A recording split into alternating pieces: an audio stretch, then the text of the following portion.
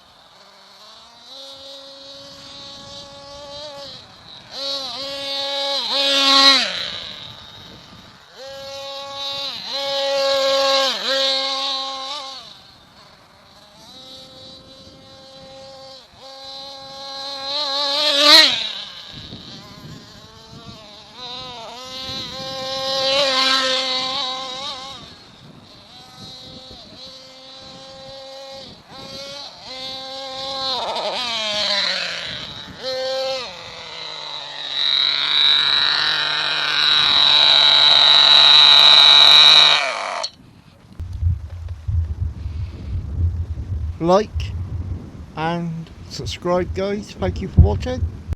Guys, I just got home and I found out there was a problem with the truck. One of the wheels was completely locked at the front. It was one of the constant velocity drive shaft pins have come right out. That's why the truck looked a bit sluggish at the end. Anyway guys, thank you for watching.